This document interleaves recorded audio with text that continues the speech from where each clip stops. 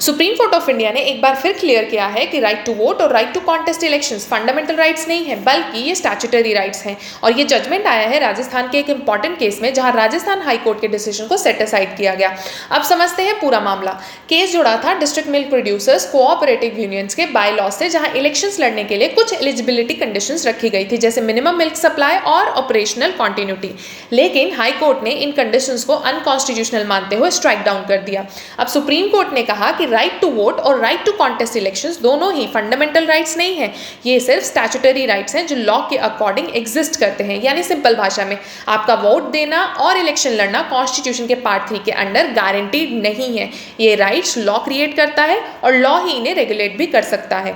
Court ने एक और इंपॉर्टेंट डिस्टिंक्शन बताया। राइट टू वोट का मतलब है आपको इलेक्शन में पार्टिसिपेट करने का राइट देना, बट ये भी स्टैट्यूटरी फ्रेमवर्क के अंदर ही लिमिटेड होता है। एंड राइट टू कॉन्टेस्ट ये एक सेपरेट और एडिशनल राइट है, जिसे और भी स्ट्रिक्ट एलिजिबिलिटी कंडीशंस के साथ रेगुलेट किया जा सकता है। अब सबसे इंपॉर्टेंट पॉइंट, सुप्रीम कोर्ट ने कहा कि बाय लॉज डिस्क्वालिफिकेशन नहीं है, बल्कि एलिजिबिलिटी कंडीशंस है। तो डिफरेंस समझिए। एलिजिबिलिटी कंडीशंस मतलब मिनिमम क्राइटेरिया जो कैंडिडेट को फुलफिल करना होता है, एंड डिस्क्वालिफिकेशन मीन्स लीगल बार जो किसी को इलेक्शन लड़ने से रोकता है। कोर्ट के अकॉर्डिंग मिनिमम मिल्क सप्लाई जैसे रूल्स बिल्कुल रीजनेबल है, क्योंकि ये इंश्योर करते हैं कि सिर्फ एक्टिव और कॉन्ट्रीब्यूटिंग मेंबर्स ही कोऑपरेटिव सोसाइटीज को गवर्न करें।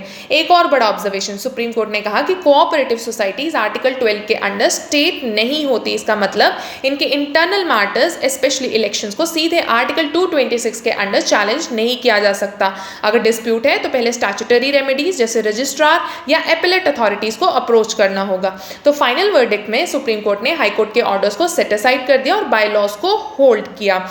अब ये जजमेंट एक बार फिर क्लैरिफाई करता है कि इलेक्टोरल राइट्स का स्कोप कॉन्स्टिट्यूशन नहीं बल्कि स्टैट्यूट्स डिसाइड करते हैं। आपका इस पर क्या ओपिनियन है, हमें कमेंट करके ज़रूर बताएं और चैनल को सब्सक्राइब करें।